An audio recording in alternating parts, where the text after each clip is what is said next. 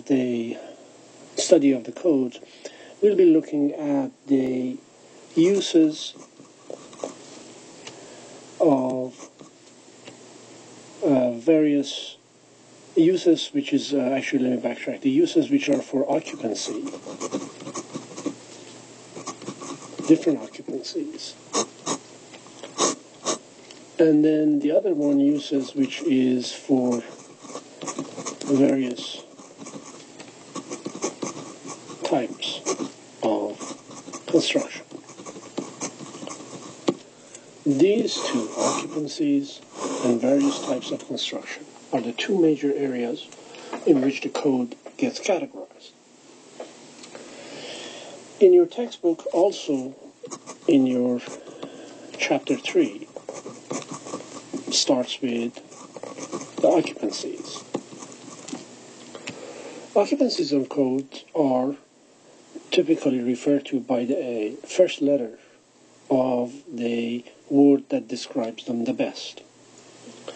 For example, when we look at the different codes, most of them have in common A, occupancy, for assembly. That means theaters, classrooms, churches,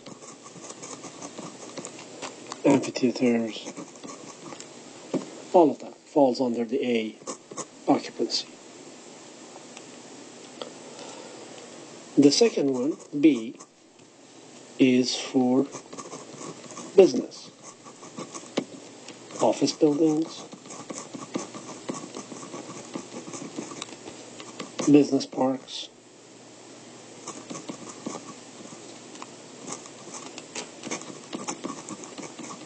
etc.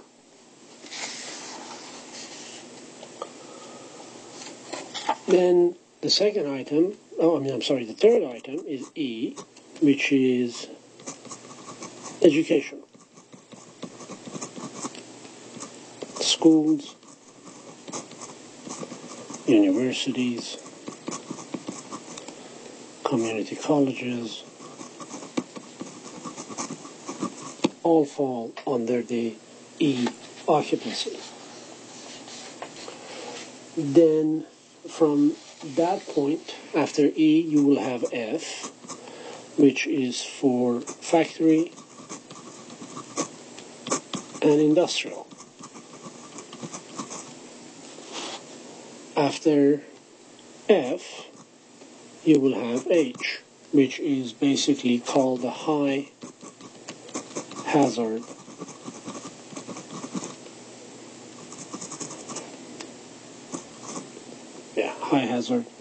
group.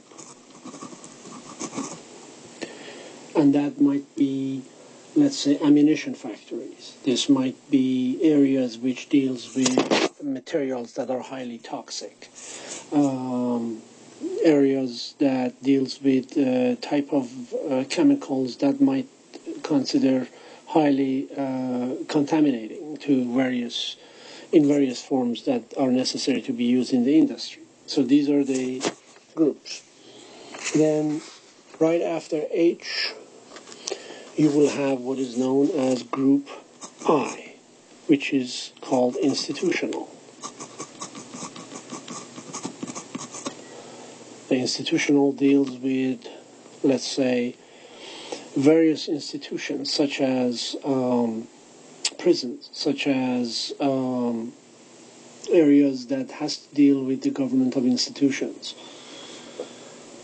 And you can see the variety of types that exist within it also you can see it on the textbook. Then from that point you have M, which is mercantile. All the retails, malls, power center, etc. falls under that. The next group will be considered R, which is residential. And under the group R, you will have, let's say, R1 is for residences, residence, which is also is considered single family dwelling.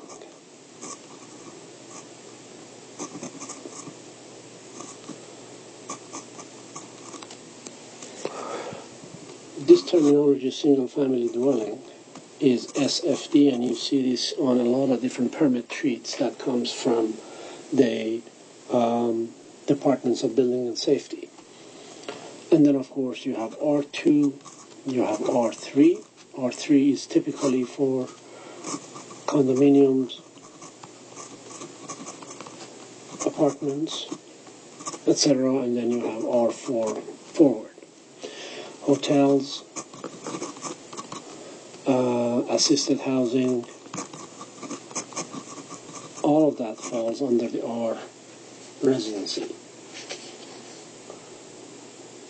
And next one is Group S, a SAM, which is for storage. Now under the storage you might have variety of them. You will have S1, S2, S3, and you will see that in the book. And then of course the last one is called the utility, Group U occupancy. And this group being the used for miscellaneous utilitarian functions such as power plants, etc. Each one of these occupancies, as we have noted in here, has subsections. So for example, talking about A occupancy, you will see in the code that it gets divided to A1, A2, and A3.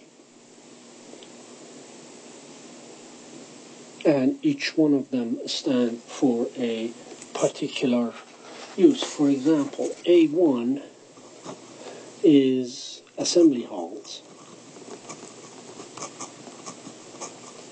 with fixed seats. A2 can be areas such as restaurants where food is served. On many occasions in the previous codes, A2 would have been allocated for also M, which M would have been for mercantile.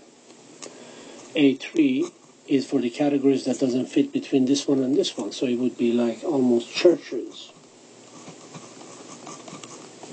etc. So each one of these segments have a subcategory. And on the next lecture, which is the second part of this, I will talk about the types of construction.